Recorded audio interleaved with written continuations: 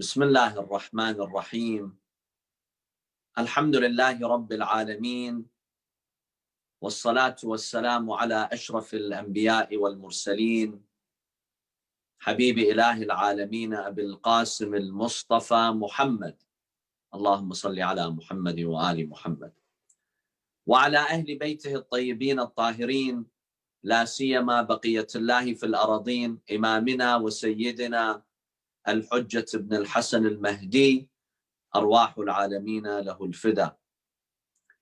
Respected brothers and sisters, especially the organizers at the Imam Mahdi Awareness Campaign, Assalamu alaikum wa rahmatullahi wa barakatuh. On this tragic day, as we mark the martyrdom of the 11th Imam of Ahlul Bayt, Al-Imam Al-Hassan Al-Askari alayhi salam, we extend our deepest condolences to the Imam of our time and the son of Al-Imam Al-Askari, Al-Imam Al-Mahdi ajjalallahu ta'ala farajah. For this day, the Imam alayhi salam remembers the tragedy of losing his father, of being orphaned at such a young age, the age of 5. This is a very tragic moment in our history. We ask Allah subhanahu wa ta'ala on this occasion to grant us the shafa'ah, the intercession of Al-Imam Al-Askari and the ziyarah of Al-Imam Al-Askari. About 2 weeks ago, during the Arba'in ziyarah, I had the honor and the blessing of visiting the shrine of the Imam in Samarra, and I prayed for all the mu'mineen and the mu'minat, and inshallah soon the condition gets better and we can all go for the ziyarah. My dear brothers and sisters, in our discussion this evening, we will first offer a very brief overview of the life of Imam Al-Askari and the lessons that we can learn from him. And then, in the second part of our program, we will examine a very important lesson that we learned from Imam Al-Askari and also the Imam of our time, Al-Imam Al-Mahdi ajjalallahu ta'ala farajahu sharif. And that is the message of unity. We as followers of Ahlul Bayt, how can we rise above the modern challenge today and open our hearts for unity? So now we'll offer a brief overview of the life of Imam Al-Askari. Al-Imam Al-Askari, salawatullahi alayhi, was born in the year 232 after the Hijrah in the holy city of Medina. You know, Imam Al-Askari only lived in Medina for about 2 years. At age 2, his father, Al-Imam Al-Hadi alayhi salam, was summoned to Samarra by the Abbasid caliphs. And so Imam Al-Askari, at a young age, he left the city of his forefathers. And so he spent most of his time in Samarra, in the Mu'askar. Basically, the Abbasid caliphs had relocated their capital from Baghdad to Samarra. And so Samarra was an army post. And that's the meaning of Mu'askar in Arabic.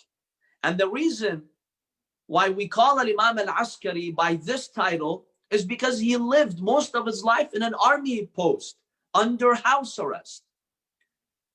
The Imam alayhi salam went through so many difficulties and challenges in his life, spending time away from his family, spending time away from the holy city of Medina, spending many years under house arrest, going from prison to another prison. Now the imamah of Imam Al-Askari, the official imamah, was 6 years. From the year 254, when Imam Al-Hadi was martyred, to the year 260, when he was martyred and poisoned. So his imamah was very brief, only 6 years. And he was young when he was martyred, only 28 years old.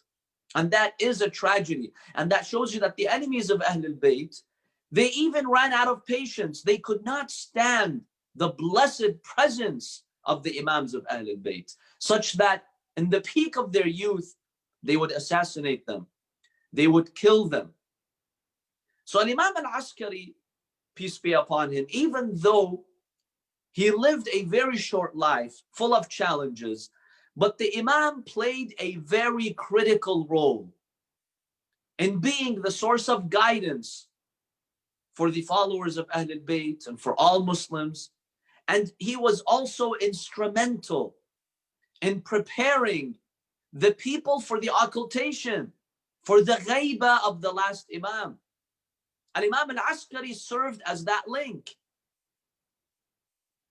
We find that Al-Imam al-Askari had a very noble lady, and he had a very noble mother who also was instrumental in preparing the Shia, the people, for the occultation of Al-Imam al-Mahdi. This noble lady was the mother of Al-Imam al-Askari. She's known by As-Sayyida Hudayth, that's one of her names, or As-Sayyida Sulayl, which means that she's free from all impurities, from any indecency, from any vices. Another name is Sawsan or Samana. This amazing lady, after the martyrdom of Imam al-Askari, she was actually a scholar who served as the link between Imam al-Mahdi and the Shia community. People would actually come to her. She's now the grandmother of the Mahdi. People would come to her to ask questions. People would come to her to inquire more about their faith, to know what their expectations are, to know what their obligations are during the time of ghaiba. So we find that Imam al-Askari and his blessed mother, they were instrumental in guiding the Shia community to be prepared for the occultation of the final of God's successors, Al-Imam al-Mahdi Ajjalallahu Ta'ala Farajah. Now, Al-Imam al-Askari, since he was a young boy, he would always contemplate his fate, death, the day of judgment. And that shows you that the Ahlul Bayt, even though they were young, but Allah subhanahu wa ta'ala inspired them with divine knowledge. One day, Buhlul, he says, I was passing by, I saw a group of kids playing. But then one of those children, he was sitting to the side crying. So I thought maybe he does not have that which he could play with. I approached that young boy. I told him, why are you crying? Do you want me to buy a toy for you so you can play just like these other children are playing? Buhlul says that young boy looked at me and he told me, where is your intellect? God did not create us to play. That's not why I'm crying.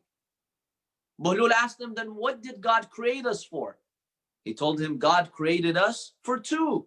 One, to seek knowledge, to be educated. And number two, the second one is to worship Allah subhanahu wa ta'ala, to obey Allah subhanahu wa ta'ala. And then he cited this beautiful verse in the Holy Quran, which states, do you think that we created you in vain and that you will not go back to us? Look at this young boy thinking along these lines. He's crying because he remembers the akhirah. And then he says something fascinating to Buhlul. He says, I saw my mother cooking, and I would see that when she would light the fire would be lit with the small sticks of wood before the bigger ones. And I am young right now, and I don't want to be one of those small fuels of hellfire. Imagine this ideology, this mentality. Here in this beautiful statement, Imam al-Askari is reminding us, don't underestimate small sins. We tend to underestimate the small sins. It's okay. It's just a sin here, a sin there, no big deal. But when the sins accumulate, they gather, they can cause destruction. We see this every day in our lives with storms. Whether it's a rainstorm, it's a hurricane, it's a flooding event.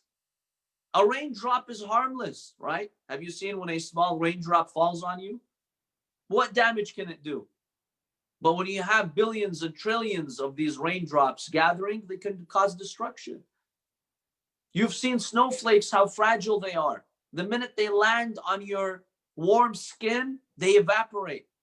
But once they gather together, they can cause a massive blizzard that can shut down an entire country.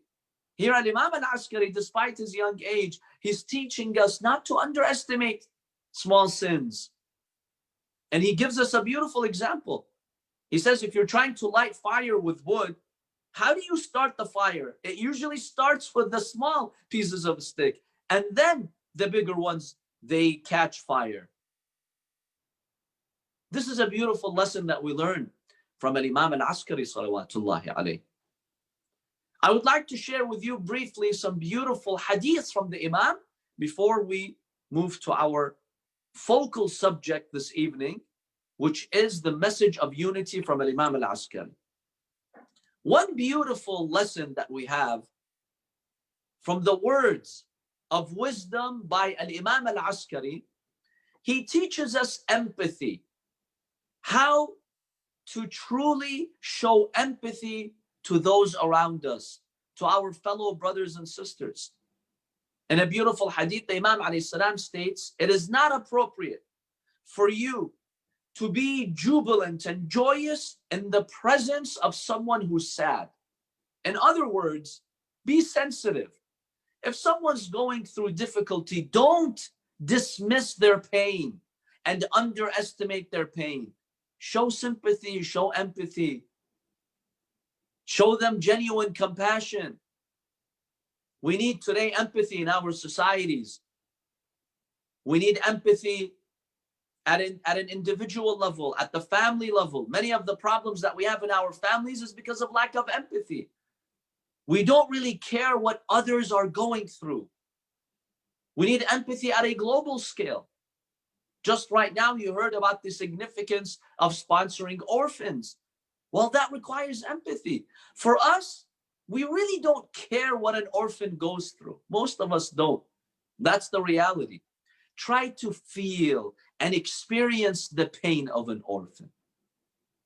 Imagine many orphans who lose their parents and they're stuck in poverty. You know, that's the worst combination.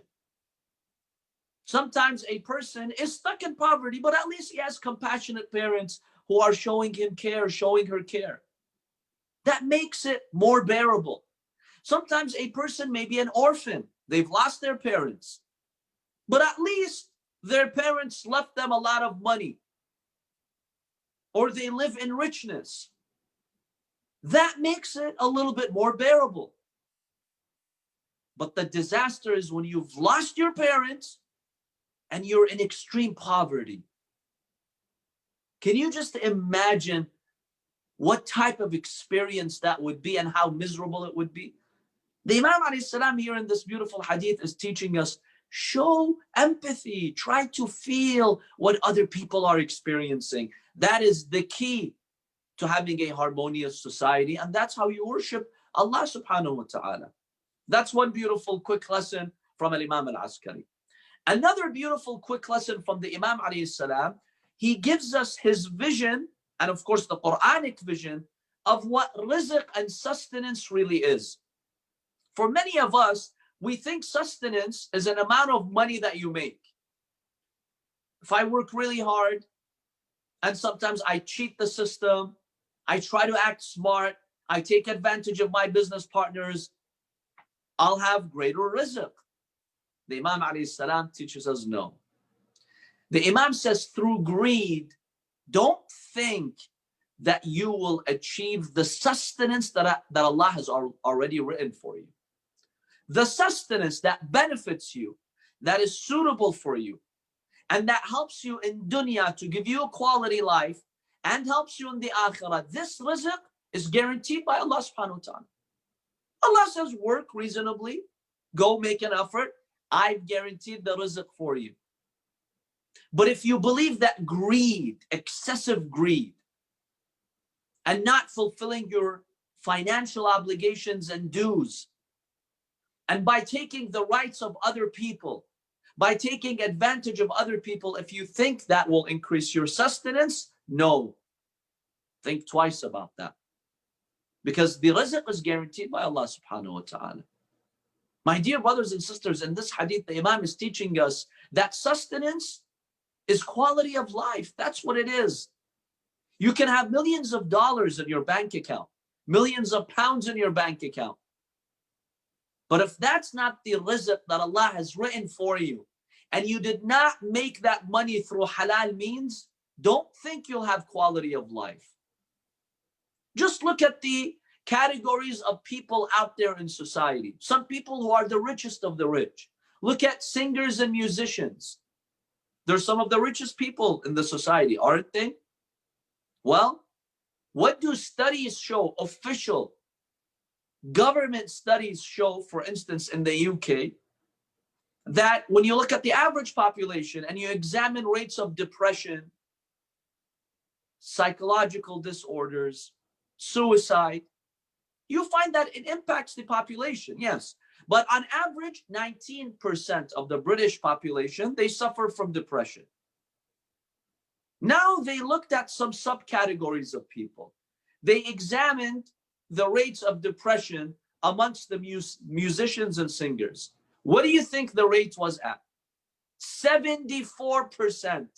Just imagine that.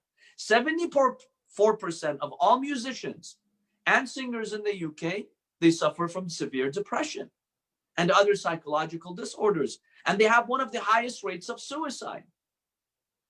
Why? They have millions of dollars. They're not poor. They've got fame. They get the spotlight. They have fans and they have money. What more do you want, right? These are things that most people aspire to. But there's no quality of life. Because that rizq, that money has no barakah. And we're not judging them here. But that's the reality of this life. So this is a beautiful hadith, my dear brothers and sisters, from the Imam alayhi salam. Another hadith I'll share with you, which serves as a beautiful lesson from the words of wisdom by Imam al-Askari, is this following hadith. The Imam alayhi salam states that it is very shameful for a mu'min, for a believer, to have a desire that humiliates him. ما أقبح بالمؤمن أن تكون له رغبة تذله. How shameful it is for a believer to have a desire. This desire humiliates him. Sometimes some people, they humiliate themselves when it comes to fulfilling desires. Sometimes you have materialistic desires. You want to achieve something. You will do anything in order to achieve that desire. Don't humiliate yourself. Sometimes I've seen some people, they go door to door begging for money from their friends, from their family. Why? Because they're starving? No, they're not starving. Because they don't have a roof? No. That's because they would like to acquire something that they don't have, upgrade their car, get the newest iPhone out there available. The Imam alayhi salam says, don't humiliate yourself. Or sometimes, my dear brothers and sisters, this impacts the youth. Sometimes you're looking for a spouse to get married. Okay, you're exploring the opportunity to meet someone. But sometimes no. Sometimes you're in the presence of the opposite gender and you slowly open your heart, feelings develop, and you fall in love. You fall in love with someone whom you cannot marry at this point right now. Or sometimes this happens with married couples, my dear brothers and sisters. Feelings develop between someone who's married with someone else other than their spouse, at work, working on a project, social media, you name it. And then this desire brings this person to humiliation. It is a type of humiliation. Believe me, sometimes certain types of love, they humiliate you. And it gets to a point where you cannot even control it anymore. And you suffer miserably. The Imam says, don't let it reach that stage. Have mercy on yourself. This is shameful. This is not befitting. These are some very beautiful, quick lessons that we learn from the hadith of Imam al-Askari, salawatullahi alayhi. Now I will share with you a hadith, and this serves, my dear brothers and sisters, as our focal topic for tonight's discussion. The Imam alayhi salam, according to numerous reports, one of them is narrated by Muhammad ibn Uthman al-Amri. Muhammad ibn Uthman al-Amri, as you know, he was one of the top representatives of the Imams of Ahlul Bayt. And also, he later became one of the 4 ambassadors of Imam al-Mahdi during al-Ghaybat al-Sughra, the minor occultation. Muhammad ibn Uthman al-Amri. He was very trustworthy to the point where Imam al-Askari alayhi salam states, Al-Amri wa ibnuhu thiqatan. Amri and his son, they are trustworthy. فَمَا أَدَّيَا إِلَيْكَ عَنِّي فَعَنِّي يُؤَدِّيَانِ. Whatever they tell you, whatever they deliver to you from me, then they truly represent me, so obey them. This is how much trust the Imam alayhi salam had in Al-Amri. Al-Amri, in this hadith attributed to him, he narrates that we gathered in the house of Al-Imam Al-Askari just days before he passed away. We were about 40 men in his house. The Imam alayhi salam spoke to us. In the end of that discussion, the Imam alayhi salam told us, he pointed to his son Al-Mahdi. He showed those 40 men the next Imam, the young 5-year-old Mahdi. And he told us that he is the Imam after me. إِنَّهُ الْإِمَامُ مِنْ بَعْدِي وَخَلِيفَتِي عَلَيْكُمْ. And he is my Khalifa, the one who shall represent me. Therefore, what do you have to do? Obey him. فَأَطِيعُوهُ. This is the Imam of your time after me. Then the Imam alayhi salam states, وَلَا تَتَفَرَّقُوا مِنْ بَعْدِي. And do not disunite after me, فِي أَدْيَانِكُمْ, in your belief, in your religion. Stay united on the right path. And this is the last time that you will see him. And after a few days, Imam al-Askari salawatullahi alayhi was martyred. He passed away. And the occultation started of the final Imam who represents Allah subhanahu wa ta'ala. Let's analyze this final will by Imam al-Askari, because this message is for us, my dear brothers and sisters. We wonder, what's my obligation during the time of ghaibah?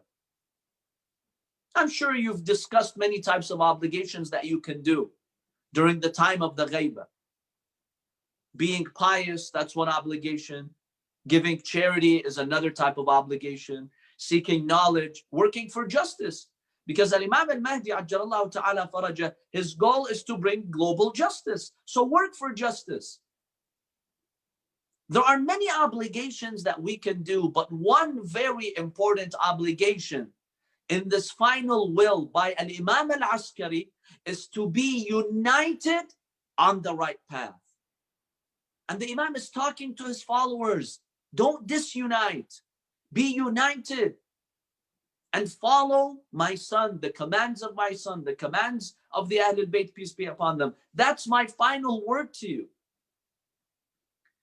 Now we find today, my dear brothers and sisters, we have many challenges as Shia community around the world. We have many challenges. But one very important challenge that we see in our modern era is that in many of our communities, there's a lot of bickering. There's a lot of infighting. There's a lot of disunity. There's a lot of politics that goes on between this group and that group and X group. And this is very unfortunate.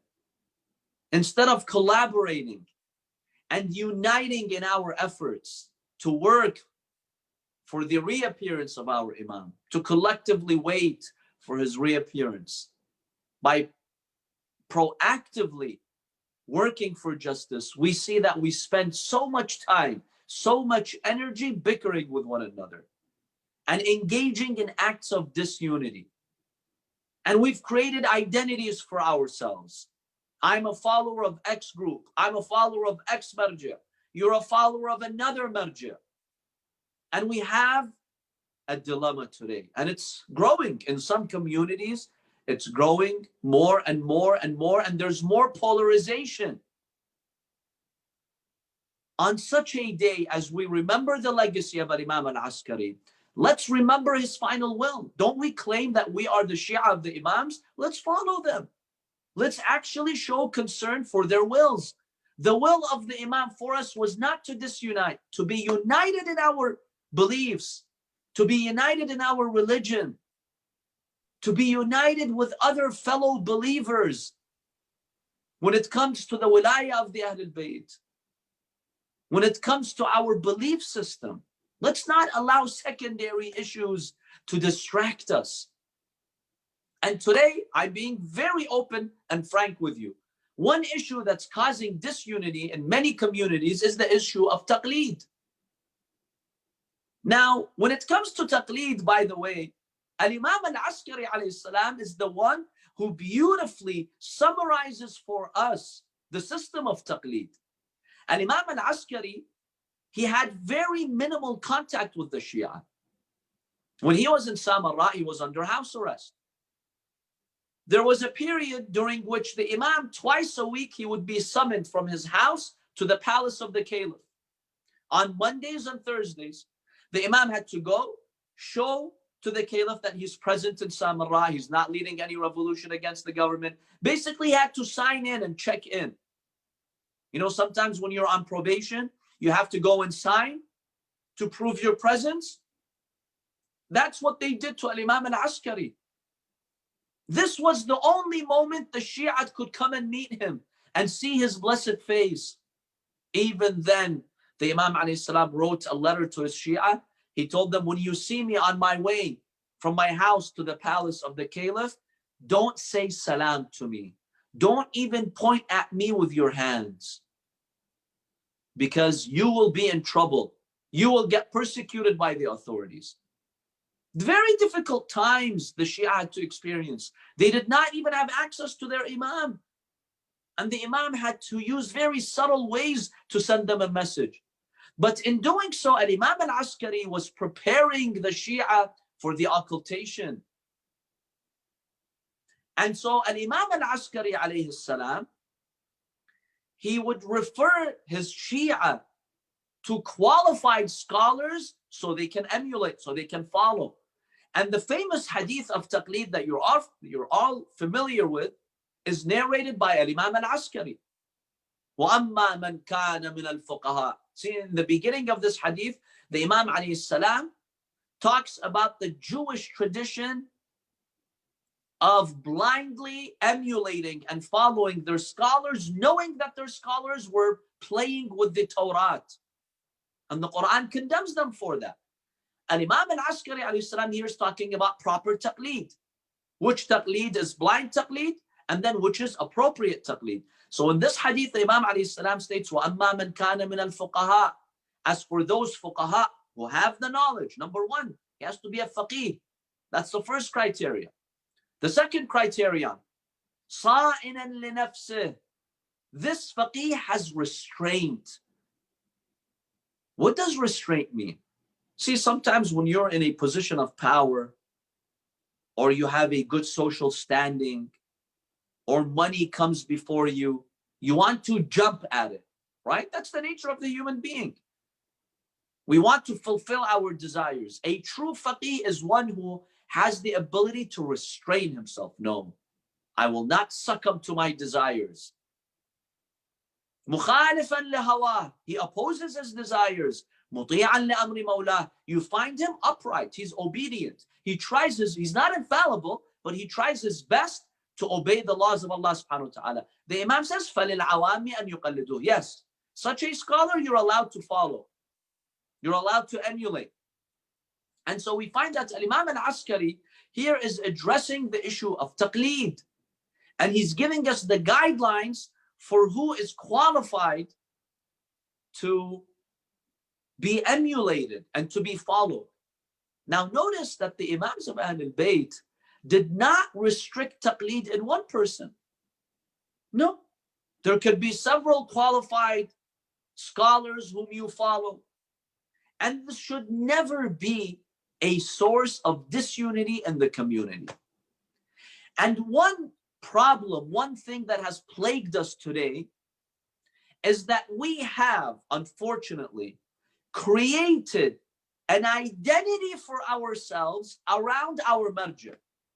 Allow me to address this point, my dear brothers and sisters. I do know it's a sensitive issue, but it's one that we have to address because we have to stay true to the path of Ahlul Bayt. The Imams of Ahlul Bayt basically taught us that the maraja and the scholars are experts in Islamic law. Follow them. The marja that you follow, my dear brothers and sisters, is not infallible. He's nowhere near the ma'soom imam. He's a servant of the Imam alayhi salam. He's a human being.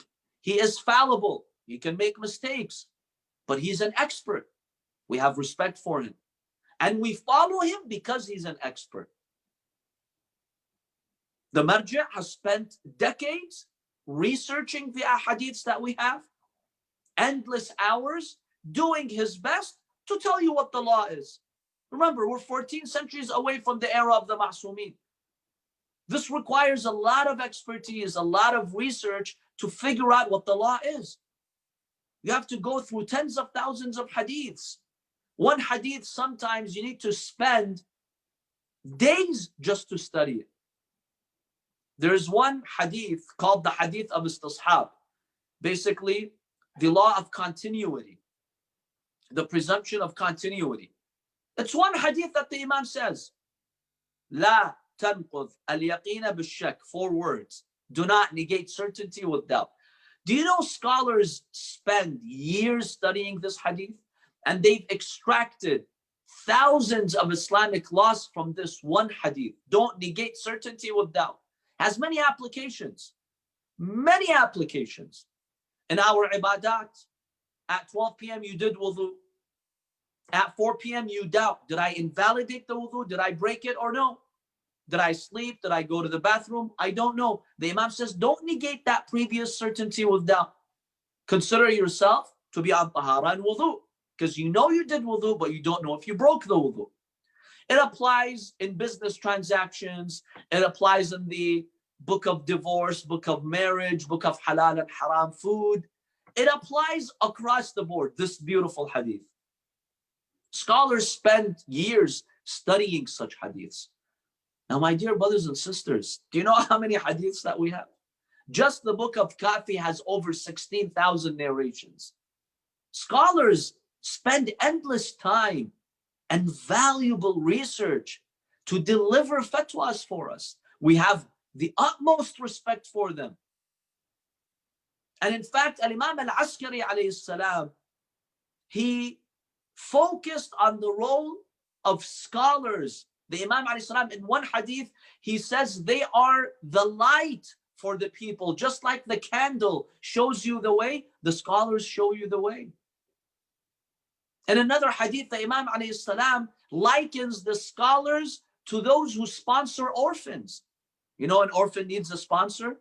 The Imam alayhi salam says the Shia, the people who are cut off from the Imam of their time, they don't have direct access to the Imam anymore. They're orphans. And it is upon the scholars to guide these orphans by showing them the path of guidance. We have the utmost respect for the maraja. And we value their research and everything that they've done. However, and please take this word from me with an open heart, my dear brothers and sisters. However, the Imams of Ahlul Bayt never commanded us to create an identity around a marja, such that you start defining yourself and defining your life and defining your ideology and basically your party around a marja. And this is what we've done today in many of our communities. Sometimes I've seen it. We're in a gathering and the person is asking about a person whom they don't know yet, right? You want to know them better. The first question that they ask you, whose follower is he? My dear brothers and sisters, where did you get this from? Show me a hadith from the Ahlul Bayt that tells you your identity is based on the marja' that you follow. A marja' is an expert that you refer to. That's all. Tomorrow, if there's another expert who has more knowledge, you should have no issue switching from this expert to another expert. But today we've developed strong identity bonds such that that marja' has become infused with your own personality. And that marja' has become part of your identity. That's not what we learn from the path of Ahlul Bayt. This is too much, my dear brothers and sisters. The Imams told us, respect your scholars, follow them in Islamic law, seek guidance from them.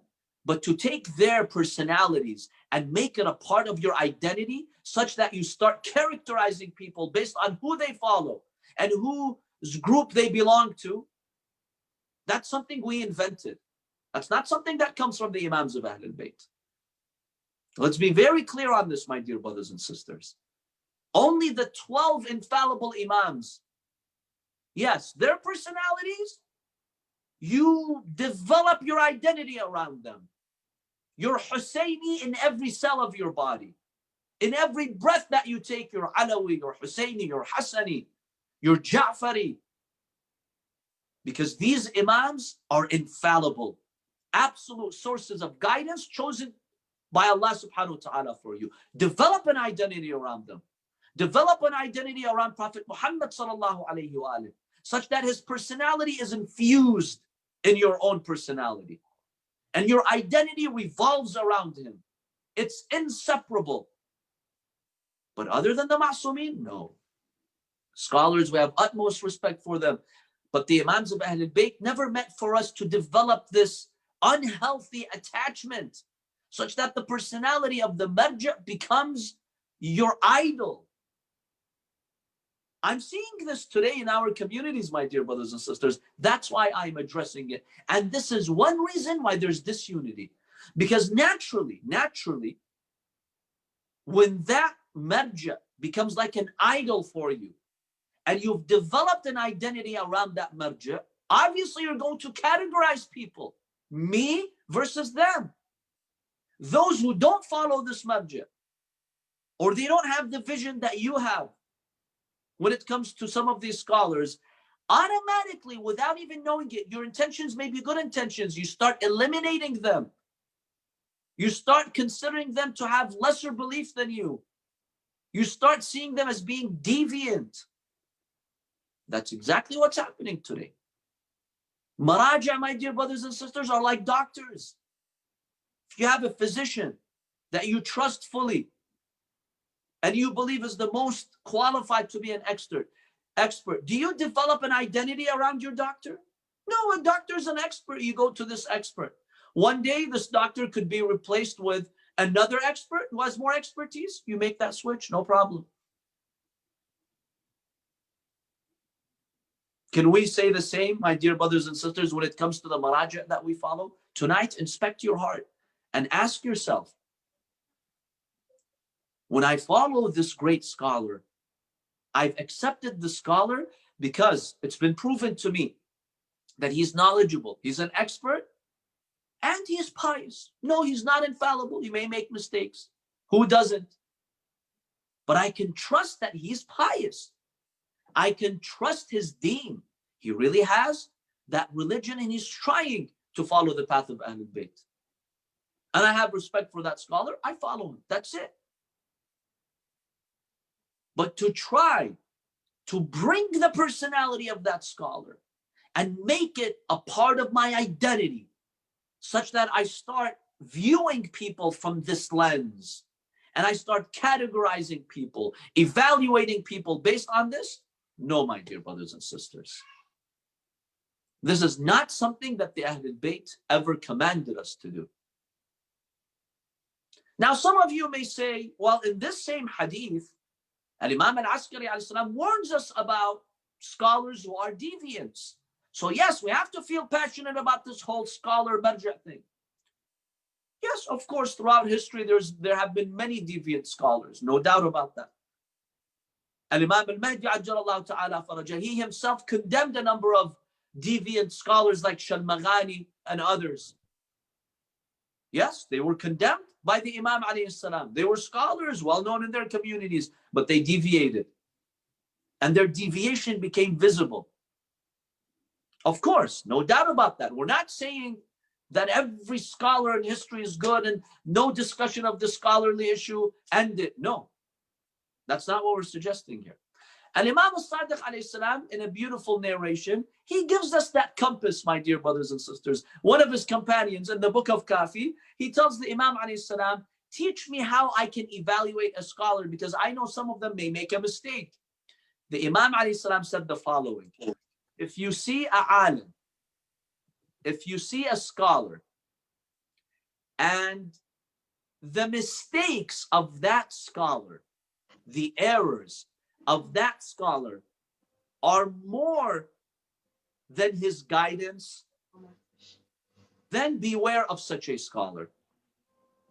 But if this scholar is upright, he's getting it right more, and sometimes he may slip here and there, then this is a qualified scholar. Have respect for such ulama.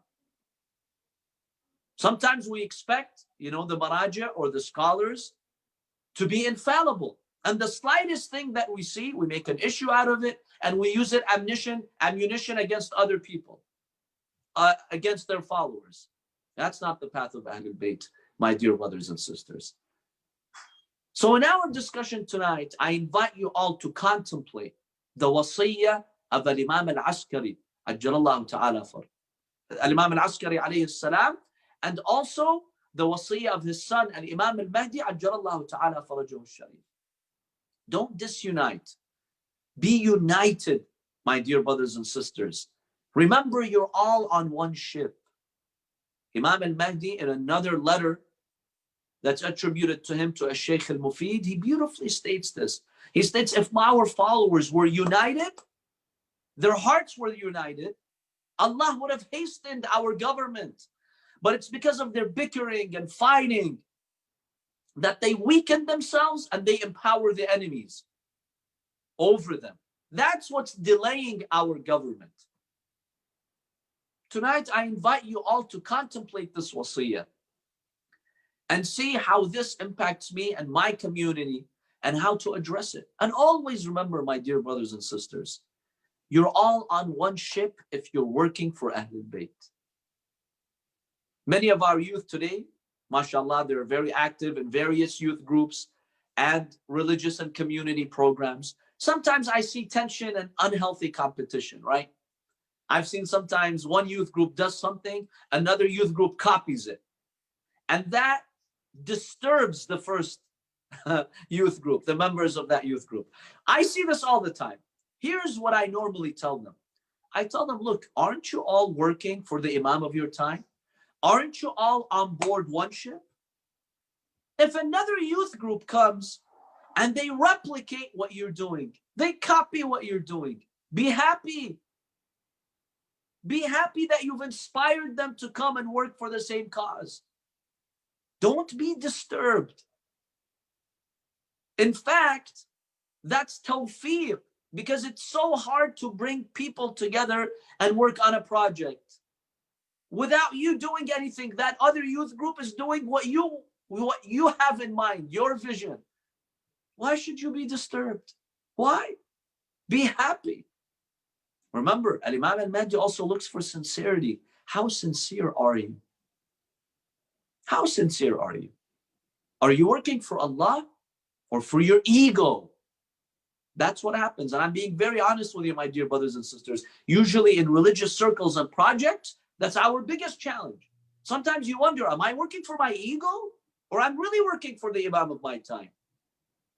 One of the past Maraja, the late Maraja, may Allah bless his soul, once there was a dilemma with an oppressive government that he was living under. And so the security guards, they stormed into his house and they basically confiscated his books. He had written some books and some of them were handwritten. They were not published yet.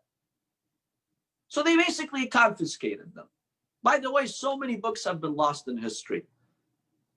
So many books, many maraji and scholars and researchers would spend so much time writing some books. And then you would either see an outside army or an oppressive government or someone irresponsible coming and destroying those books. So the security guards, they basically confiscated the books of this marja. Years later, things changed, and a man, a sheikh, another, lower ranking scholar, not a marja, just another scholar, he came to visit this marja. He told him, look, I have a confession to make. He told him, what's the confession? He said, remember many years ago that your books were confiscated? Well, years later, I somehow found access to these books. I found them somewhere. And I looked at one of your books that you had written. I looked through the content. I loved it. I'm like, wow, this is a nice book. And I knew that this was the only copy because it was handwritten by you. You did not have any other copy of it. So I published it in my name. Can you imagine the size of the plagiarism here? An entire book written by another person, you publish it in your name. I've regretted this now, and I've come to ask you for forgiveness, please. I'll do anything, but please forgive me. What I did is a crime, but I've come to you for forgiveness. You know what that marja did? Imagine, what would you do if you were in his shoes? You spent God knows how many hours researching and writing a book, and then somebody comes and publishes it in his own name. Look at this marja, my dear brothers and sisters. You know what he did? He told them, wait a minute. He called on someone in his office who would help out. He told him, go into, X room and bring me X book. He got that book. He gave it to this other sheikh. He told him, that book which you published was volume 1. Volume 2 is with me. Now that you've published volume 1 here, take this and publish it in your name. Because it doesn't really make a difference whose name is on it. This book is about the Ahlul Bayt, peace be upon them. So whether it's published in my name or your name, who cares? The point is for us to spread the teachings of our imams. Here, take volume 2, go and publish it. My dear brothers and sisters, that's sincerity. Can you work with people at this level and unite your hearts and see others as fellow believers? We're on one ship. If I'm a follower of Ahlul Bayt, I'm on the same ship as others. The day we can work together with this spirit, then Allah will hasten the reappearance of our master, Al-Imam Al-Mahdi Ajjallahu Ta'ala Farajah. But for us to continue this disunity, unhealthy competition, bringing down one after the other, slandering each other, this only serves to cause pain to the hearts of our Imam. And to Imam Al-Askari, who in his final will, he wanted us to unite. And this will delay the reappearance of our master, Al-Imam Al-Mahdi, Ajjallahu Ta'ala Farajahu Sharif. So my dear friends, my dear brothers and sisters, our dear viewers, tonight take this wasiyah from Al-Imam Al-Askari and see how you can address this challenge. The maraja, the scholars, as they say in Arabic, ala rasna. We have the utmost respect for them. But don't get too passionate to the point where you start categorizing people, where you start idolizing these scholars, where you start putting down others and forming a passionate identity around that scholar, such that sometimes then you're blinded and you take inappropriate behavior and action in the community. You're not satisfying your imam by doing that. You will be satisfying your imam by opening your heart, even to others, my dear brothers and sisters, who may be sinful. I'll conclude with this final story. Al-Imam Al-Askari alayhi salam, during his time, one of the scholars of Qum was Ahmad ibn Ishaq. He was in charge of the awqaf, the religious endowments and the charity projects. One day, a man who was from the descendants of the Imams, like a very distant cousin to Imam al-Askari, this man was openly sinful. He was a Shia, but he was sinful. He struggled with sins. One day he came to see Ahmad ibn Ishaq in Qom, but he kicked him out. He did not meet him. He did not greet him. Maybe he wanted assistance or something from the awqaf. He said, no, you're an openly sinful person. I'm not even going to meet you. Ahmad ibn Ishaq later goes to Hajj, and then from Hajj he goes to Samarra. He knocks on the door of Imam al-Askari. The Imam does not open the door. Ahmad ibn Ishaq was shocked because he was really a decent companion of the Imam, and he was a scholar like a marja in Qom. And my Imam is not even opening his door for me. So he said to the Imam, I apologize. What have I done? Why don't you want to see me? The Imam ﷺ told him, one of our Shia, one of my cousins, he comes to you and you kick him out. You don't even open the door for him. He says, I am sorry. But he was openly sinful, that's why. The Imam says, that's okay. You're a leader for everyone. Encourage him to change. Help him out. Show him that the path of Tawbah is open. He apologizes from the Imam, Ahmad ibn Ishaq. He goes back to Qom and he runs after that guy whom he had kicked out earlier. He tells him, I'm so sorry, come, I will show you respect, anything you want. He told him, what changed? How come a few months ago you were not willing to see me? Now you're respecting me all of a sudden? What happened? He told me, honestly, our Imam rebuked us, rebuked me. My Imam and your Imam, Al-Askari, he rebuked me. He told me, why did you do that to him? That man began to cry. He says, the Imam, he said that? He said, yes, I swear by God. The Imam rebuked me for disrespecting you. The man was so moved when he saw how compassionate the heart of Imam al-Askari is, and that he's still willing to accept him. He was so moved, he says, that's it. This is the last day that I will commit those sins. And he repented, and he changed, and he became one of the righteous people of his time. See, that's how positive the Imams of Ahlul Bayt were. Let's show this positivity to other fellow believers in our community and in our society. My dear brothers and sisters, now take your hearts to Samarra. Sources indicate on the 1st of Rabi', Al-Imam al-Hassan al-Askari, salawatullahi alayh, the poison was administered to him by the orders of the evil Caliph al-Mu'tamid. The Imam alayhi salam was now experiencing the pain of that poison.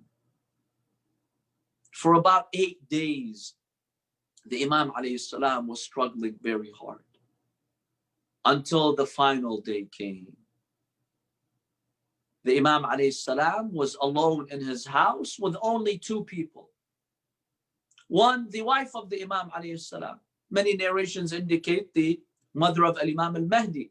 One of her titles is Saqil, mentioned in those hadiths. She has a number of names. Narjis alayhi salam, Malika. One of them is Saqil. She was there assisting the Imam. And also one of the male servants of the Imam who would help him, one of the companions of the Imam. The Imam alayhi salam was very ill. And he told them, bring me a bucket of water so I can drink some water. You know, when the poison is destroying your internal organs and your liver, you feel thirsty, extreme thirst. And Imam al-Askari alayhi salam, he experienced extreme thirst. They gave him that bucket of water, but the Imam alayhi salam, his body was shaking so hard. He tried to drink, but he couldn't. He could not fix his blessed lips on the container. The Imam could not even do wudu. He wanted to offer his last prayers. At that point, a young boy at the age of 5, he appears in the house. He goes towards his father. He hugs his father. And he says, Assalamu alayka ya abata. Peace be upon you, O my father. Why do I see you in this state? Imagine the young Mahdi seeing his father in that state, seeing your father in his final moments, when he's breathing his final moments and the poison is destroying him. What a difficult scene that must be. May Allah help your heart, O Imam of our time. They hug each other. And Imam al-Askari was so overjoyed to see his son. He kisses him, he embraces him, and he tells him, my dear son, be ready, for soon I shall depart, and you have to continue this imamah, this path. And Allah has chosen you to fill the earth with justice and equity one day. You are Khatim al-Awsiya, the last of God's successors. Yes, imagine this emotional scene between Al-Imam al-Mahdi and his father, Al-Imam al-Askari. Then Al-Imam al-Mahdi, according to one narration, he takes the bucket, he tells him, Father, I will hold the bucket for you and try as best as you can to drink. With the effort of his blessed son, Al-Imam al-Askari was able to drink some water. And then he told him, my dear son, help me perform wudu, for I want to offer my final salah before my departure. Al-Imam al-Mahdi, he takes the water and he helps his father do his final wudu. Yes, the Imam prays, then he embraces his son Al-Mahdi, and in the arms of Al-Mahdi, Al-Imam al-Askari said the Shahadatayn. أشهد أن لا إله إلا الله وأشهد أن محمدا رسول الله. O believers, the young Mahdi is watching his father in his arms, saying the final words of Shahada. Then he noticed that his father stretched his hands and feet, and he noticed that his father closed his eyes, and moments later, Al-Imam al-Askari departed this dunya as a shaheed. Aywa Imama, Aywa Hassana, Aywa Askariya.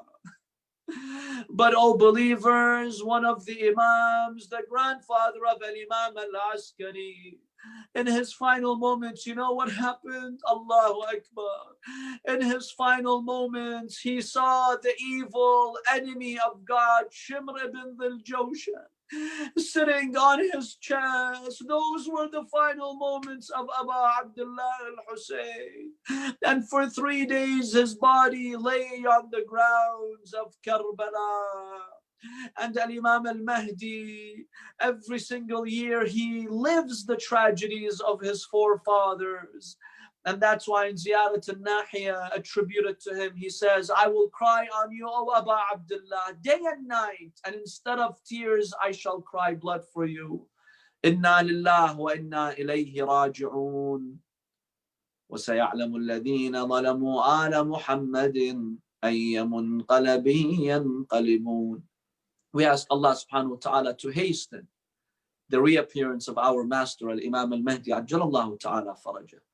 We ask Allah subhanahu wa ta'ala to make us amongst His sincere and dedicated followers, and to grant us the shahada in His presence, and to unite our hearts around His banner.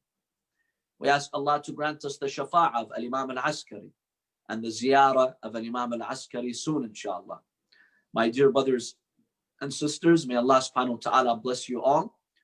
And once again, I sincerely thank our dear brothers and sisters at the Imam Mahdi Awareness Campaign for organizing this program for us today. May Allah bless you all. Wassalamu alaikum wa rahmatullahi wa barakatuh. Jazakumullah khair.